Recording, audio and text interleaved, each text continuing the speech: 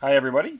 Since this week we're talking about making learning visible, I thought I'd show a couple of my favorite tools that allow me to make my learning visible, and certainly, in one case, actually give attribution to people who have shared their learning. Um, the first page I have here is something called Flickr CC Attribution Helper, and it's actually an extension or a plugin by Alan Levine. And basically, what this allows you to do is um, if you go to a Flickr page, such as this one, often we'll take CC or copyleft images and want to share those in our pages. And I know a lot of people in this class use them on their blogs. But what makes this easy, say I take this photo just recently and I released it under a Creative Commons image. So if you were searching for an image and it happened to be a Creative Commons image, what this does with this extension, once you've applied it to Firefox or Chrome, there's a different extension for each, I believe. What it does is on the page, if I scroll down, it actually adds a field here. So it gives you the direct HTML text or the attribution text that you can use to make sure that people who want to use that image or can actually go to the page and use it.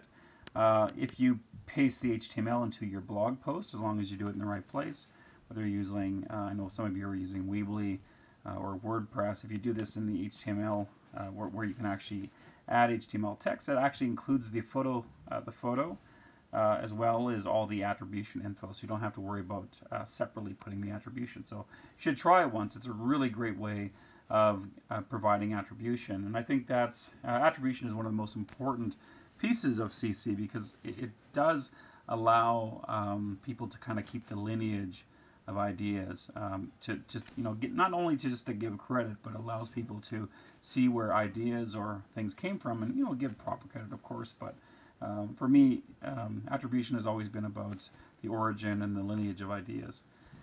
So that's Flickr Attribution Helper. Another one that I believe is only available for Chrome, which is the browser that I've been using for quite some time now, which I really like, is Cortex. So Cortex is basically a little, if you'll notice here, it's a little extension that allows you to share instantly to things like Twitter, Facebook. I'm not even sure what this one is. Pick Friends, Tumblr, and a few other ones that I don't use very often. Posterous, that might be. This is email. The only ones I use are Twitter, Facebook, and email, I believe. But there's Tumblr. I forget what that one is. I forget what those other actually are. I think I've had them at one point, but totally forget.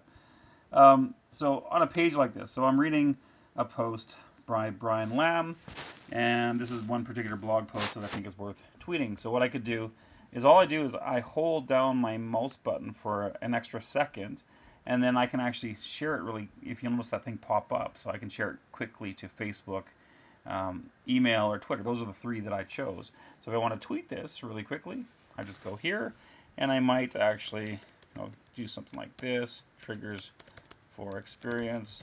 And the article is about sort of content and open access. So what I might do is just very quickly give it a hashtag, maybe type in open education and type in interaction, because there's some of the hashtags that I thought.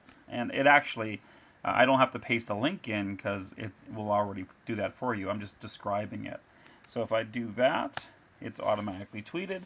I can actually view that particular post just to make sure that I actually did it. You'll notice that I just tweeted it out there. So that's a really nice way to be able to share things very easily. I don't have to go to Twitter to do it. It's just in my browser. So what I really think is one of the most important things about sharing is that we do it really easily and quickly, and it's just part of our workflow.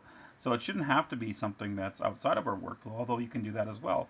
But for the most part, when you're reading something and you think it's worth sharing, this is just one of the tools that allows you to share really quickly with others and allows you to interact with an interface like, or a service like Twitter without really being on Twitter all the time. People say, how do you ever have time to be on Twitter? Well, that only took me an extra second.